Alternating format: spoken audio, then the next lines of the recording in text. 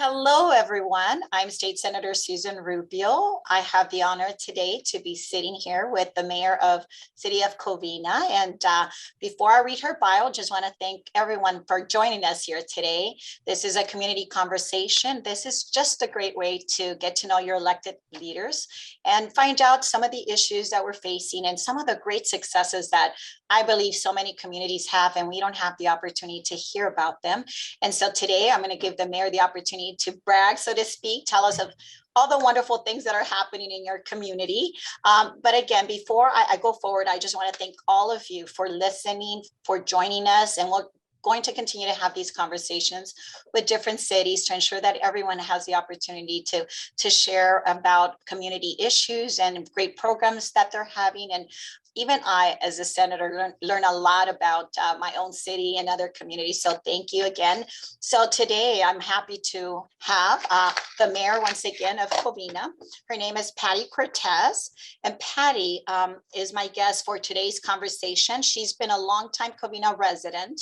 She was raised in the city of Almonte by her immigrant parents. In 2018, she was appointed to serve on the Covina City Council, where she has actively worked with her colleagues to address the issues affecting the city, such as homelessness, economic development, and fiscal stability. Elected to a 4-year term in 2020, she currently serves as mayor and is the second Latina to ever hold this position in the city. Congratulations, Patty. She's also the Director of Government and Community Affairs in the Upper St. Gabriel Municipal Water District.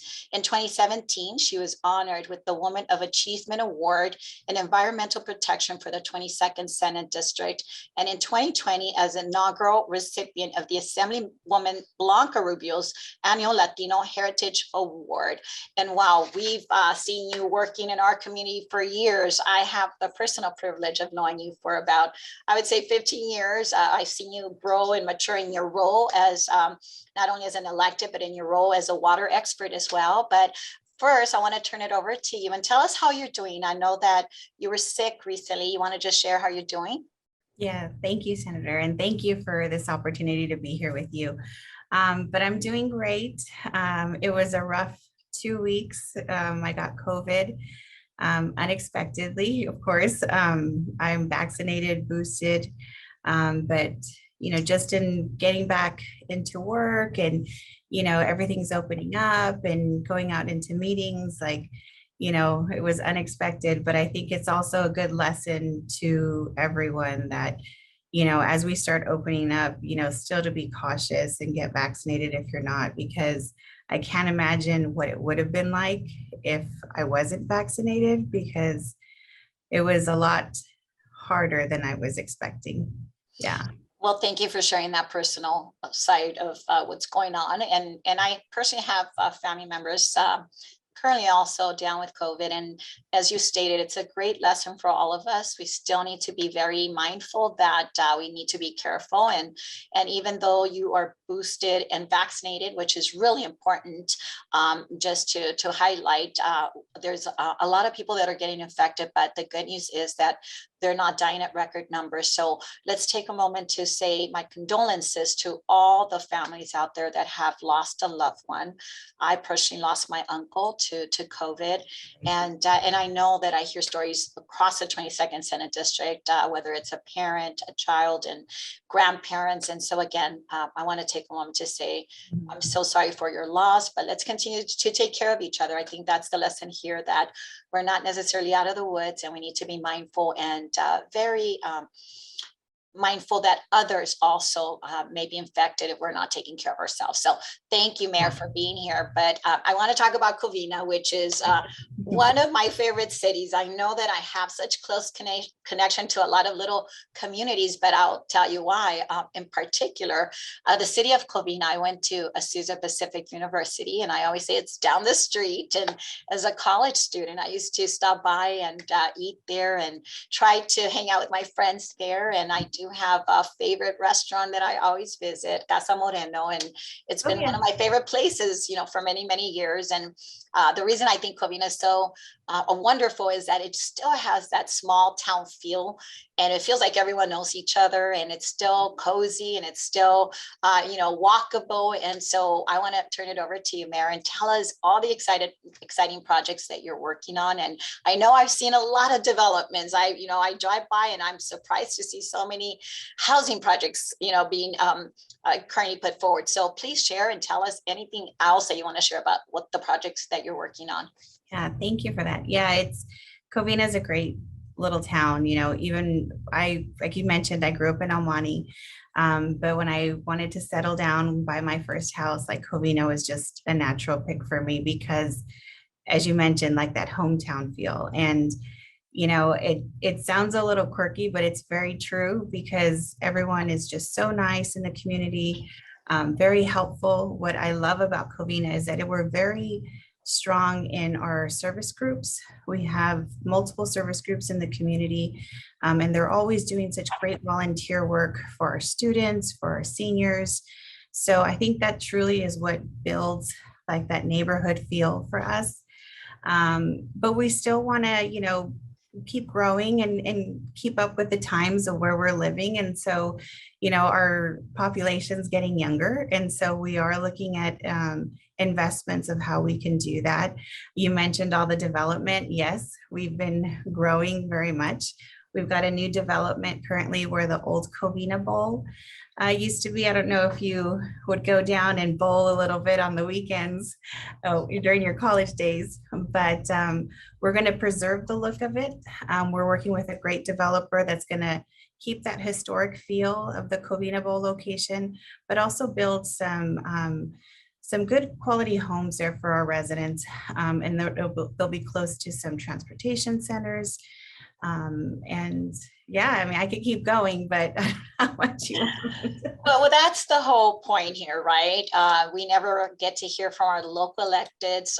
We know internally what's happening in communities, but I think this is a great opportunity to find out. And yes, I remember the bowling alley, and I did pass by there, and I was really happy to see that you're trying to preserve the I don't know what you call it, the arch, but it's going to be now housing, but you're going to have that preserved, which is important for just historical purposes. But that's important. So I want to talk about another historic site, which is one of my favorite theaters, and I had the opportunity to visit a few weeks back. But I'm going to start with you, and that's the Covina Theater in the corner right in front of, I think it's Badillo and Citrus. There you go. I'm so sorry, but tell us about it, and then I'll share my experience when I went this last time. So tell us about the project. Okay, so the Covina Performing Arts Center has been in our community since the 1920s. It's really become like a staple for that downtown community. Early on in the beginning, it was the place where you would go watch movies. Some of the early ones that were shown there were like the Adventures of Tarzan, going far back. Over the years, it's transitioned into a performing arts center. So we have hosted the West Covina players, and they've done a lot of different musicals at that location. And recently we were informed, this was right before COVID, that the owners, the Champion family of that theater, were interested in selling it. And so the city really took an active role in trying to preserve that for the community. We don't want to lose that performing arts component. Not just because it adds to the overall quality of life for the community, but also it serves as a good resource for our thriving performing arts groups that are in the community, also for our school districts if they want to have something. It's a great meeting space. So I think I don't want to steal your thunder, but, but thankfully, with your help, which we are eternally grateful to the $3 million that you were able to give us through the state grant, through the state budget last year. So that money will go towards the purchase of that so that we can keep it as a performing arts center for Covina. So I can't keep saying thank you enough to you for that.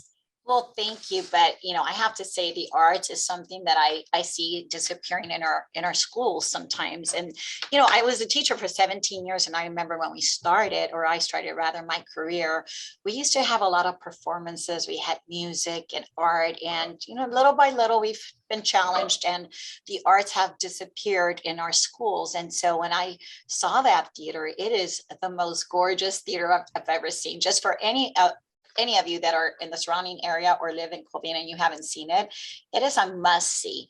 I had the privilege of visiting about 2-3 weeks ago, and it is such a beautiful theater. You feel you're walking into the 1920s. You said that that's Yes. when it started. They Yeah. preserved the feeling of the 1920s, 30s, 40s.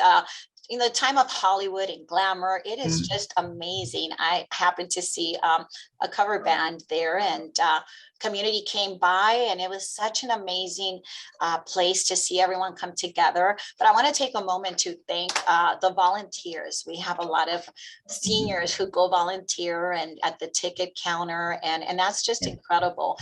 They feel they have a place to go, and they feel it's part of history. But I do want to believe the champions are the family that owned the theater, and they were so welcoming. And I want to send them a shout out because they were incredible. And I know it was a labor of love for them when they bought the theater and trying to preserve the history of it. And so I want to thank them, if they're listening, for their hospitality and giving me the tour. And again, if you haven't seen it, you must go see it. It is incredible. So thank you, Mayor, for sharing that.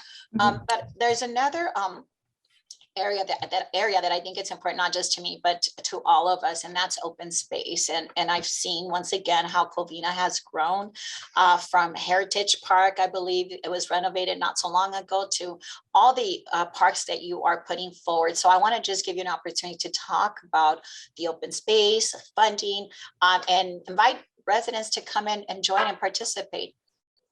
Yeah, well, thank you. So our parks have really gone through a good renovation recently, thankfully in part to the many grants that city staff have been able to apply for, or what we've been able to get from you or local legislators.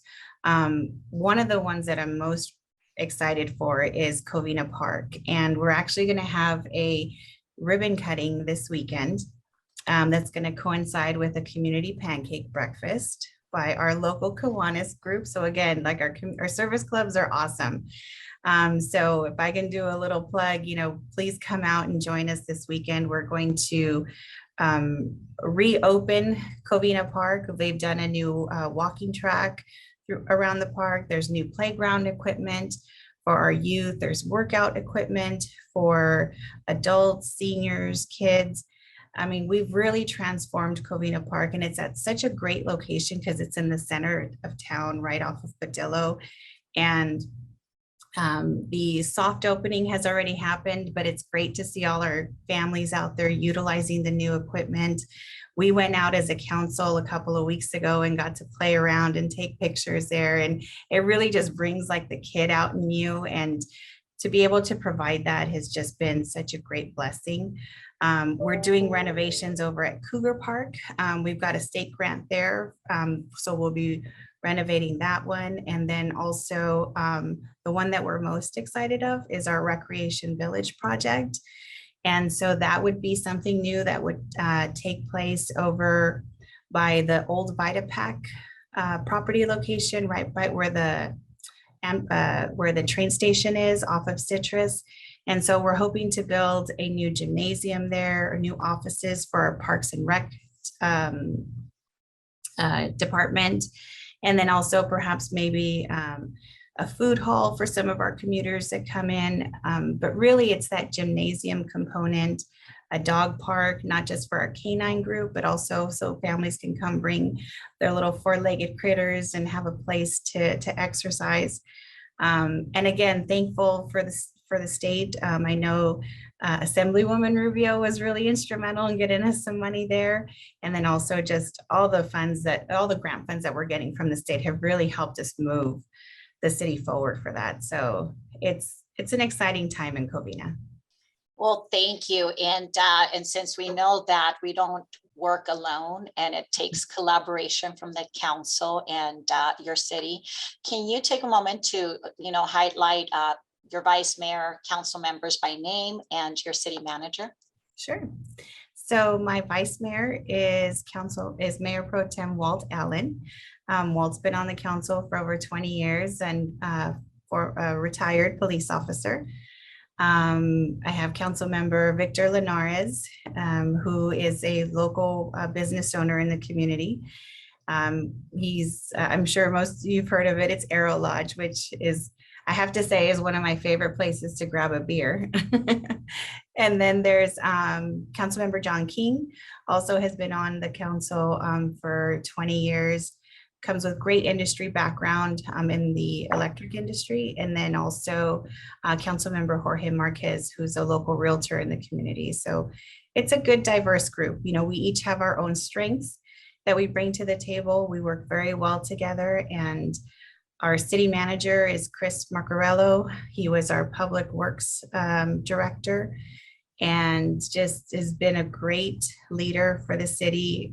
His leadership style is just so chill and relaxed, but he gets things done. And I think he's got that young, innovative concept of how to grow Covina. And so it's just been a very fun time. You know, I think you know the story, like I never wanted to run or be in politics or be on council. And I've always told them, like, if it's fun and we're getting things, you know, done and we're accomplishing things, like I'll do it. And I'm so glad I did, because I see the city growing and going in the right direction. Well, I think that's what's exciting about public service. We see the projects getting done, and we see people being housed, people being fed, and it's very rewarding. So I want to thank not only you, but the council that you mentioned, and Mr. Allen, your vice mayor. I've known him for so many years. In fact, I don't think you know this, but I was there at the Easter event a few weeks ago, and he was a trooper. I actually had him posing with the bunny and putting his head inside, a picture frame, and he complied with all of my requests. We took a picture with the bunny. Oh, I need that picture. Yes, so just want to say thank you to the vice mayor, who was very collaborative and really hung out with me in the community. And so it was just nice to see him and thank him for his service as a police officer, public servant. So thank him. And John King, I had the privilege of seeing him. He's quite the talented man. He plays piano, I believe. Yes. And I heard him sing and play piano, and I was really amazed at how talented of a performer he is. And I would not have thought that. So Mr. King, just know that you have a fan here. And of course, Jorge Marquez, who I've known for many, many years, a great family man and, realtor, as you stated. So I want to thank him for his years of service as well. And Linares, we always need the business mind and a council to keep us, in check as it pertains to supporting our businesses. So I want to thank him as well. But, you just heard it right now. They're inviting you to a pancake breakfast, as well as a ribbon cutting ceremony for the reopening of Covina Park. Once again, if you don't mind sharing the time again for the pancake breakfast and the ribbon cutting, so our listening members here can write it down. Yeah, so the pancake breakfast begins at 7:30 and will go until 11:30. And then the ribbon cutting, I believe we're going to have it about 9 a.m. Yes, at 9 a.m. At Covina Park, like I mentioned, off of Badillo, right behind our downtown community, next to Emanate Health. Oh, good. Well, thank you. And I heard you. There's a gym coming, a dog park, and so much more that we have to look forward to in Covina. So I want to shift conversation just a little bit and talk about some of a big issue that is really not just Covina or the San Gabriel Valley. It's an issue that a lot of people are concerned about, and you would just want to share a little bit. I know that housing and homelessness is a little bit of a concern, and if there's anything you want to share, anything that you're doing, anything that our viewers should know. Yeah, so for us, what we've been focused on is really moving forward a transitional housing site, like a navigation center for our community, to help, get our homeless off the street into a place where they can have access to services and get them the help that they need, whether it's to find a job or to get mental health support. And so we are currently working with the state to finalize the location, to work with the funding that we've received. They're coming up with a conceptual design that will be putting out to the community very soon, obviously getting their feedback as well. But I think it's so important that we have a place where we can help our homeless community, because a lot of them are just missing the access to services to get back onto their feet. And so I'm excited to see that this project is moving forward. I think it's due time that we have something like this in our city. And I'm confident that our community will come forward and support it, because like I said, it's very much a service-oriented community, and we do see the need, to help our Covina homeless. Well, I thank you for sharing that. And I do want to take a moment to highlight a few cities that have been working towards the same goals. And that is the city of Baldwin Park that just opened a little tiny home that has housed 25 homeless individuals. That's, they're being fed 3 times a day and getting the services they need. So, I'd heard you expressed right now that you hope that your community is supportive, and they have been supportive in Baldwin Park, and it's going well. I know that the city of Montebello is currently opening their tiny home project, and this is the opportunity for the cities to help their homeless population. And I think that's where the message gets a little lost. The services are usually for those that are in your front door or in your area. So it's just good to understand that you're housing your neighbors. But thank you for doing that, and hopefully more cities will continue to join. I know right now there's a San Gabriel Valley Housing Trust, which I was happy to be able to create in 2019, and currently I was able to bring $25 million to support the homeless and housing.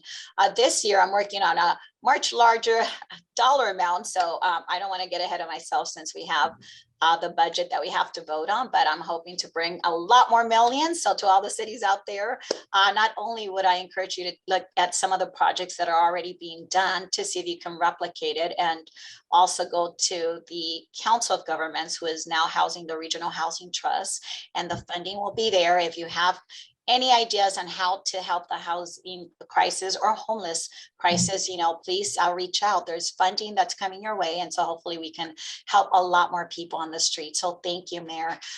One more thing that I wanted to discuss, and that is right now we are dealing with the water crisis. We know that we're in a drought, and we seem to not be getting the rain that we wish we had, but being that you're the water expert, and I want to just pick your brain. This is a great opportunity to put your other hat on and share with our viewers what are some of the tips that you would like to share. How can they help not only our state, our communities, but themselves conserve water? Do you have any tips you want to share? Yes, so you're right. We're in a water crisis, and I think for us, what Upper District is going to ask our residents within the San Gabriel Valley is to cut back by 20%, and also to reduce their outdoor watering to 2 days a week. And so I know when people think about 20% water use reduction, they think, oh my gosh, that's too much, but it's very simple, very easy. It's, using a bucket to collect the water that runs while you're waiting for your shower to warm up, or you're waiting for the warm water to come out of the sink so you can wash your dishes. If you collect that water in a bucket, then you can easily use it to water your plants outside. Simple things like turning the water off when you're brushing your teeth. We always teach that to our students as well. When we go out and talk to our kids, it's just simply turning off the faucet while you're brushing your teeth, because you're able to save about 10 gallons of water just by doing that, because you don't realize how much water is coming out of the faucet for those 2-3 minutes that you're brushing your teeth. Main thing also is when you're watering outside to please use a hose nozzle, rather than just letting the water hose just flow naturally. Always water with a hose nozzle. You'll be able to save water that way.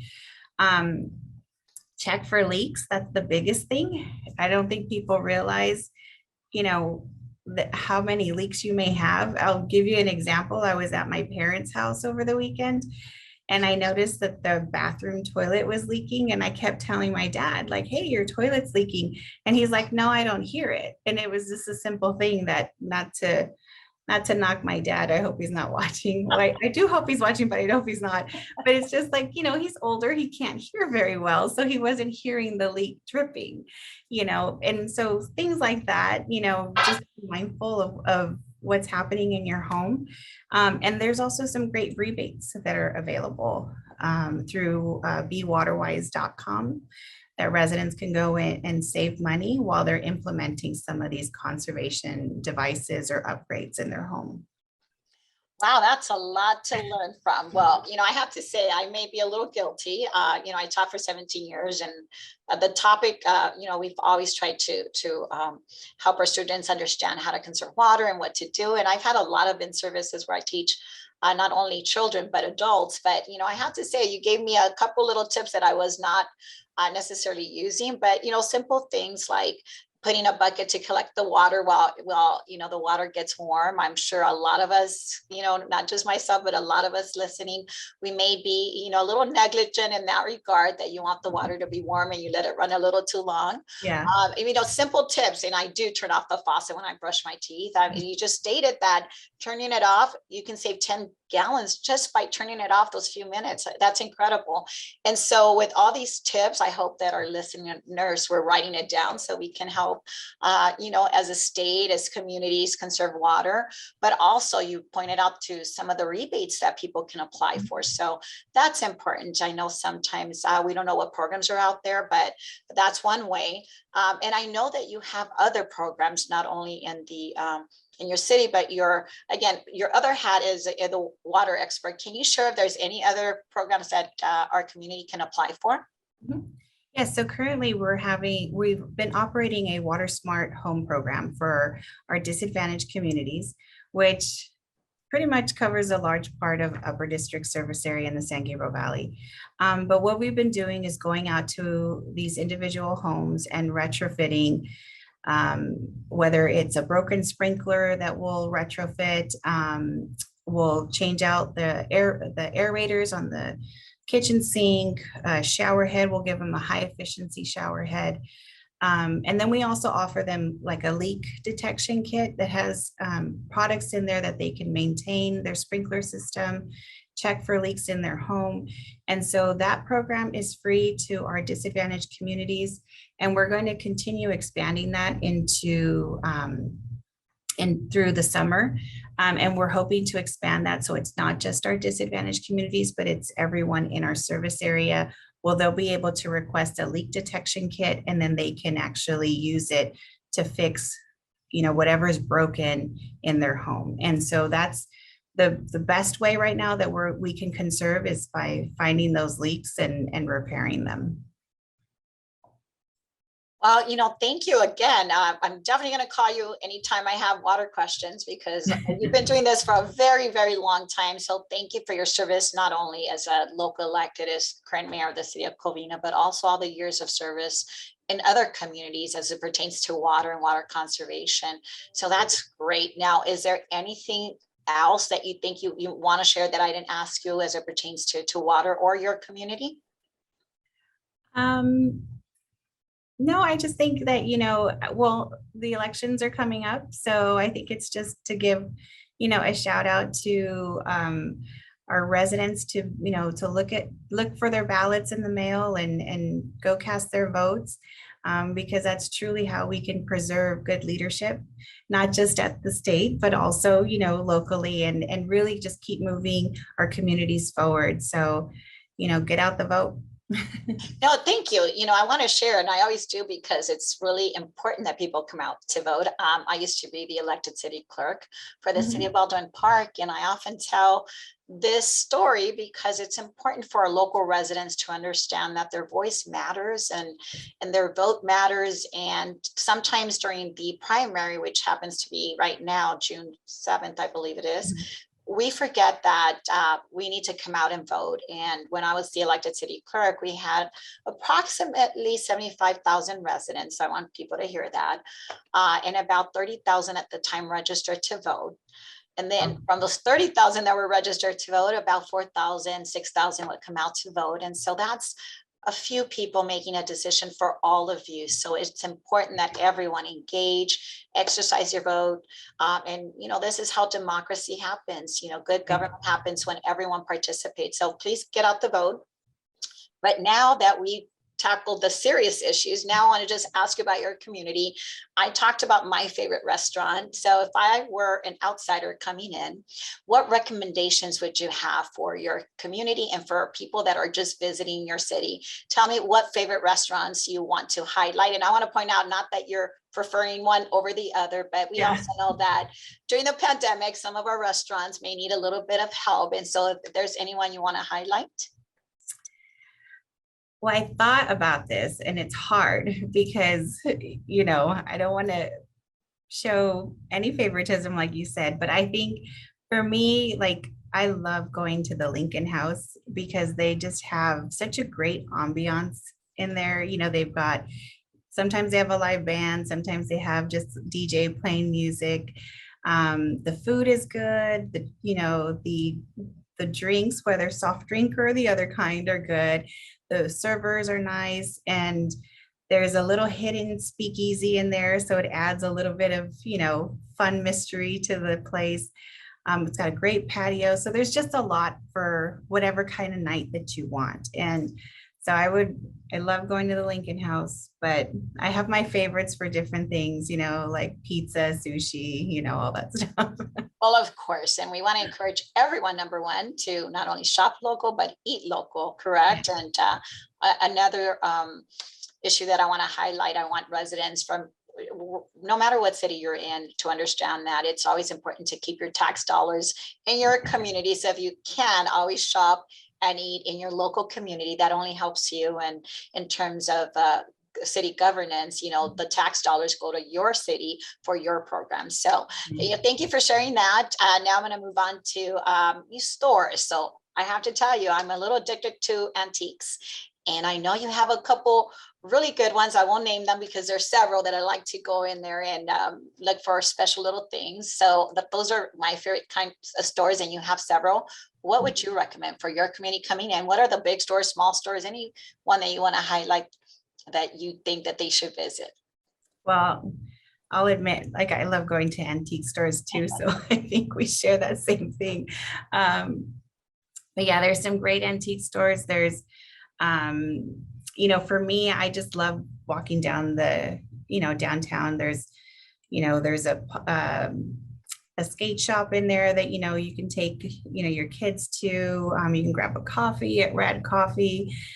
There's just so many great things in Covina, but I will say I'm a sucker for the antique stores too. That's like the thing that my mom and I do, is we go antiquing for stuff. And so that's a great way to hang out with your mom, right? And this has been a passion since I was a little girl, just, history. It's one of my loves. And that's why I think I enjoy the Covina Theater so much. It feels like you're walking into the 1940s, 50s, just, extraordinary. And a lot of antiques that you have. The stores are amazing. They have clothing, they have radios, anything that you want to shop for. But again, you have to love antiques, and I do. And so please continue to shop locally. Make sure that the city of Covina, and as your mayor is stating here, there's a lot of great places to eat and shop. And so we want to encourage everyone to do so. Mayor, we've come to the end of this conversation, but I really want to thank you, Vice Mayor, and the council, including your city staff. I know a lot of the times they do a lot of the hard work, and we look good, but they're working day in, day out, making sure that everything runs smoothly while we're not there. So thank all your staff, your city manager, your public safety, your police officers. I've seen them. I talk to them on the streets when I'm around. And so thank you for just giving your community the opportunity to get to know you and to hear all the wonderful things that you're doing. Again, I'll go back to my days in college when I was in Azusa Pacific University, and I used to go down the street to Covina, and it has grown tremendously, the housing opportunities, the shopping, the restaurants. And I know that you're not done. And I can't wait to see the gym. I cannot wait to see the dog park. There's a lot of exciting opportunities. And so for anyone that wants to visit, there's something for everyone, correct? Correct. There is something for everyone. And the new businesses that are coming in are going to be great. You know, we've got a new tea house coming. We have a new ice cream store called Scoops on Tap that's coming to the downtown. So it's exciting. And I want to thank you for your support, because truly, like, Covina has just, it's been a game changer, the amount of money that we've been able to receive in state grants. And from the bottom of my heart, and I know our council see it, it's that funding has really been a game changer for Covina to be able to provide the city services that we're able to provide, to have been able to really support our businesses during COVID, and to get them back on their feet. It's just been an amazing time for us. And yes, please come to Covina, come see us, come visit our businesses, dine in our restaurants that we have. And just, yeah, it's been great. And thank you to your staff as well, because we always enjoy seeing your staff in the community events. They're great. They're so responsive. And I think that's just a testament to you being such a great leader for them. So thank you. Thank you so much. I'll make sure to convey the message. But lastly, since we talked about civic engagement, making sure that they visit, that they're informed, I want to take a moment to give you the opportunity to tell your residents when your council meetings happen, how can they find information, where can they reach out to you, your website, and council meeting dates and times, if you will, please. So our council meetings are the first and third Tuesday of every month. They are at 7:30. So we have a council meeting tomorrow at 7:30. But yes, please come out, become engaged. You know, one thing I've noticed since being an elected is, you know, that there's a lot that happens in the city. And, you know, a lot of times when a problem arises, we can't help if we don't know about it. And I hear that a lot when I get, residents that come up to me and what's been like that for years. And it's, well, I can't fix it if I don't know about it. And that's truly the heart of public engagement, civic engagement is, please come to the council meetings, send us an email, reach out to city staff, because we do want to fix the problems in the city. And unfortunately, we can't be everywhere all the time. So we need our residents' help to point those out for us. So please be engaged and come to the council meetings. Well, there you have it. It's been lovely speaking with you, Mayor. And hopefully, your community members have learned a thing or two, as I have, of all the wonderful things that you are doing, as well as the Vice Mayor and Council and your city staff. It's been an incredible journey seeing Covina grow from my days in college to now. It's a great place to visit, a great place to take your family, friends, and find those good little opportunities to shop for antiques, eat at great restaurants. And so to all the viewers out there, thank you so much for joining us today, for giving of your time to spend this hour with us. And please look for the next community conversation. It'll be a different city, but again, I hope that this has been very informative, and I look forward to the next opportunity. Have a wonderful day and stay safe. Thank you. Thank you.